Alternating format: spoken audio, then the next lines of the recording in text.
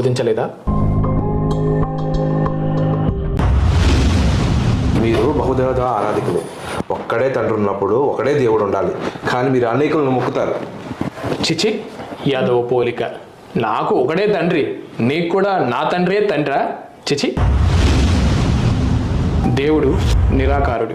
ఆకారంలో అంటే విష్ణువు, బ్రహ్మ, ఈశ్వరుడు అమ్మవారి రూపంలో మనకి దర్శనమిస్తాడు. లేదా నిరాకార రూపంలో ఉంటే కనుక అక్షర పరబ్రహ్మమై వెలుగుతూ ఉంటాడు.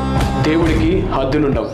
సాకార నిరాకార రూపంలో ఈ విశాల విశ్వమంతా కూడా వ్యాపించి ఉంటాడు.